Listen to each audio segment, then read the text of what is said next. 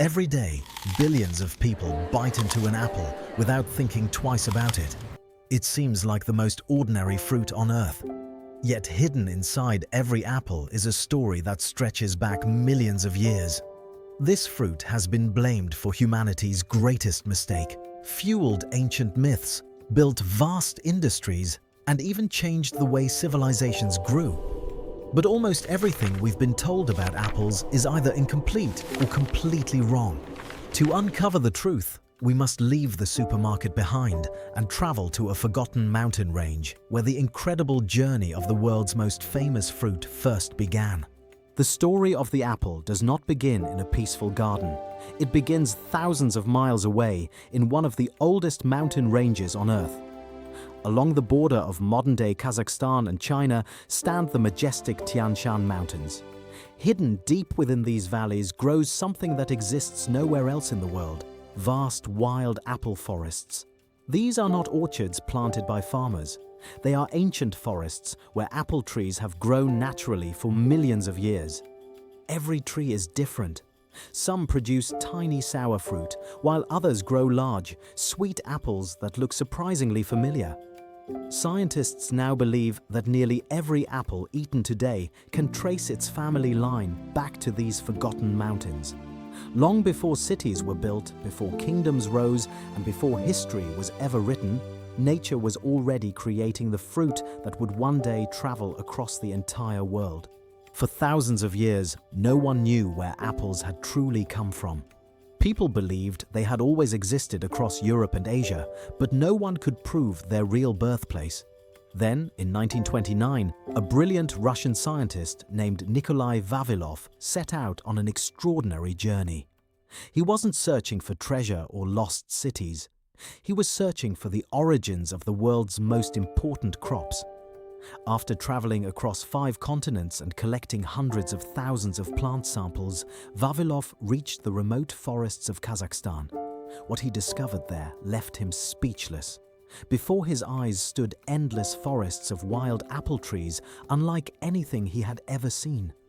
In that moment, he realized he had found the birthplace of the modern apple. For thousands of years, nature carried apple seeds across mountains and valleys without any human help. Bears wandered through the forests after eating wild apples, unknowingly spreading their seeds for miles.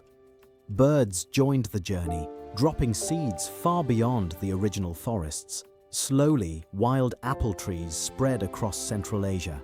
Then, around 8,000 years ago, people began growing these trees themselves. They carefully selected the sweetest and largest apples, beginning one of the earliest agricultural transformations in human history. As traders traveled between Asia, Europe, and the Middle East, apples quietly joined the journey. Packed alongside silk, spices, and precious goods, apple seeds and young trees spread farther than anyone imagined. Over time, apples reached ancient Egypt, where orchards flourished along the Nile. The Greeks celebrated them in legends, while the Romans mastered new ways to grow them. Without realizing it, generations of travelers transformed a wild mountain fruit into one of civilization's most valuable crops. As apples spread westward, they also spread into legends. Ancient Egyptians planted orchards along the Nile. Greek storytellers filled their myths with magical apples, while Roman farmers carried carefully selected apple trees across Europe. But the Romans made one discovery that changed apple history forever. They realized that planting apple seeds rarely produced the same fruit. To preserve the sweetest apples, they developed a technique called grafting, allowing one perfect tree to be copied again and again across generations. The Romans perfected grafting, but few people understood just how extraordinary it really was. Every apple seed creates a completely new tree with its own unique fruit. Plant the seeds from your favorite apple, and the next harvest will almost certainly taste nothing like the one you remember. Nature treats every seed as a new experiment. Grafting changed that forever. By joining a branch from one exceptional tree onto another living root, farmers could preserve the exact same apple for centuries, creating living copies that still exist today. Here is the unbelievable truth.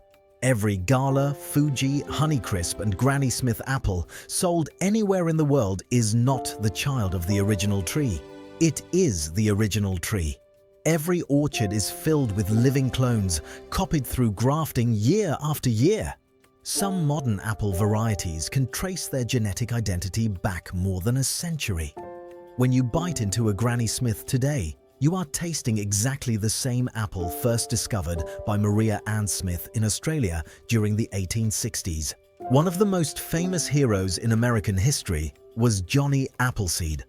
Schools taught that he wandered barefoot across the frontier, planting apple trees so future families would always have fresh fruit. It is a beautiful story, but it is not the truth. Johnny Appleseed was far more than a kind traveler. He was a clever businessman, and the apples he planted were never meant to be eaten. They were grown for something completely different. Those tiny apples were too bitter to enjoy. Instead, they were crushed and fermented into hard cider, one of the most popular drinks in early America. At the time, clean drinking water was often unsafe, but fermented cider was considered far safer. Families drank it every day, even at the dinner table. In many frontier towns, apple orchards were built not to feed people, but to keep their barrels full. Then everything changed. During the early 1900s, the Prohibition movement swept across America. Alcohol was blamed for crime, poverty, and broken families. Because millions of apple trees existed mainly to produce cider, entire orchards suddenly became targets. Across the country, countless trees were cut down, and the apple lost the purpose it had served for generations. To survive, the apple industry needed a completely new identity. Apple growers knew they had to change the way people saw their fruit. Instead of promoting apples for cider, they began marketing them as the perfect healthy snack. An old Welsh saying became the center of this campaign. An apple a day keeps the doctor away. Schools encouraged children to eat apples. Families packed them into lunchboxes. Within just a few decades, the apple transformed from the drink of America's past into the symbol of a healthy lifestyle around the world. In 1874, an Iowa farmer named Jesse Hyatt discovered a single apple tree growing by chance in his orchard. The fruit was unlike anything he had ever tasted, sweet, juicy, and incredibly flavorful. A nursery company bought the rights and gave it a new name, Red Delicious. At first, it truly lived up to its name. But as demand exploded, growers made one decision that would slowly ruin one of the greatest apples ever discovered. Instead of asking one simple question, does it taste good? Growers began asking a different one. Does it look perfect? They selected apples with brighter red skin, thicker peels, and a shape that could survive long journeys to supermarkets. Year after year, appearance became more important than flavor. Without realizing it, they slowly bred the sweetness and rich taste out of the Red Delicious apple itself. By the middle of the 20th century, Red Delicious had become America's best-selling apple. It filled supermarkets, school cafeterias, and lunchboxes across the country. Millions of children grew up eating it, believing this was what every apple should taste like. But there was one problem. The fruit looked beautiful on the outside, yet inside it had become dry, soft, and almost flavorless. For an entire generation, Red Delicious convinced people that they simply didn't like apples. As sales of Red Delicious collapsed, apple growers faced a crisis. Orchards filled with millions of trees were losing value, yet replacing them would cost a fortune. Then, from an experimental orchard in Minnesota, a single forgotten tree changed everything. Its apples were unbelievably crisp, incredibly juicy, and bursting with flavor. That variety became known as Honeycrisp, and it didn't just win back customers, it rescued the entire apple industry. The Honeycrisp apple almost never existed. In 1962, researchers at the University of Minnesota planted thousands of experimental apple trees, each given only a number instead of a name. One of them was simply called MN1711. For years, it attracted almost no attention. By the early 1980s, researchers planned to remove the tree completely. It was considered just another failed experiment. Then, one horticulturist made a decision that changed apple history forever. The researcher who refused to give up was horticulturist David Bedford. Instead of cutting the tree down, he believed it deserved one final season to prove itself. That simple decision changed everything. When the tree finally produced mature fruit, the apples were unlike anything researchers had ever tasted. They shattered with an incredible crunch, released an explosion of sweet juice, and delivered a freshness that instantly stood out from every commercial variety. Honeycrisp was no longer an experiment, it was the future of apples. Honeycrisp officially entered the market in the early 1990s, and customers fell in love almost instantly. People were willing to pay far more for its remarkable taste and crisp texture. Demand exploded across North America, and orchards rushed to plant the new variety. The University of Minnesota, which owned the patent, earned more than $10 million in royalties before it expired. A single apple had become one of the most successful agricultural inventions in modern history. But apples were changing in another way. They were no longer just a fruit. They had become a business worth millions. Growers searched constantly for apples that looked brighter, lasted longer, and attracted more buyers. One variety soon stood above all the others. It was called Red Delicious. At first, people truly loved its sweet taste. But over time, something unexpected happened. The apple that was once famous for its flavor slowly began losing the very quality that made it special. Yet the greatest danger to apples is no longer insects or disease. It is the loss of diversity itself. A century ago, thousands of different apple varieties were grown across farms and orchards.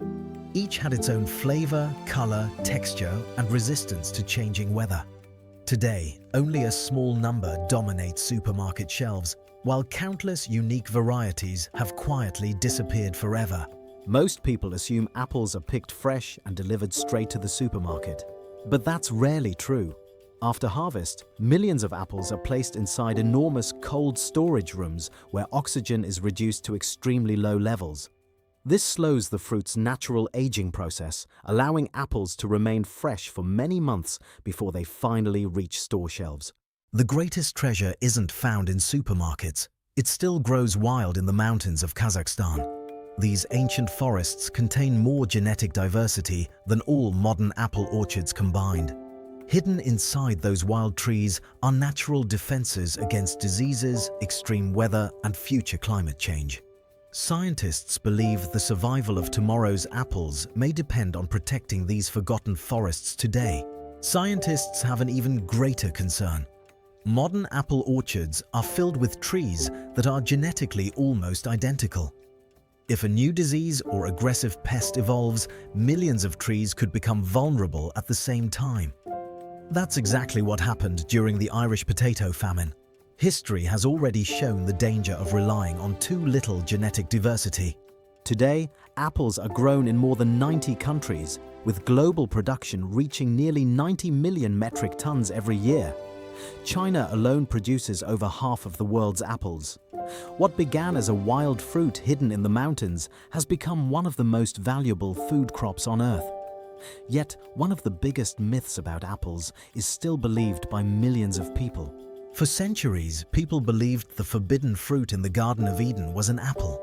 Paintings, books, and movies all helped spread that idea across the world.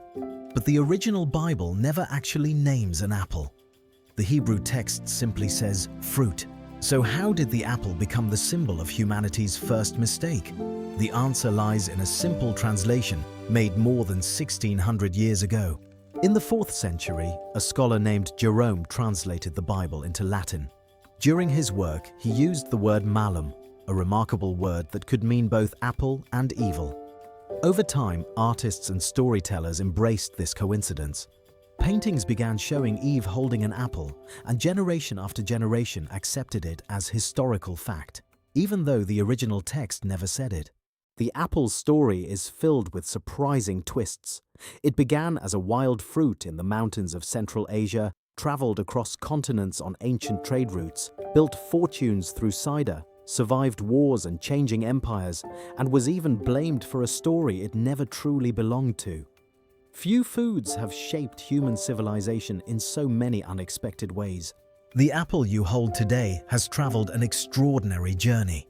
From ancient forests in Kazakhstan to the Silk Road, from Roman orchards to modern supermarkets, it has crossed thousands of years of human history. Every bite carries the legacy of explorers, farmers, scientists, and generations of people who shaped this remarkable fruit into what it is today. So the next time you pick up an apple, remember that you're holding far more than a simple fruit. You're holding millions of years of evolution, thousands of years of human history, and one of the greatest survival stories ever grown on Earth. If you enjoyed uncovering the hidden history behind everyday foods, subscribe to SavorVault, because every meal has a story waiting to be discovered.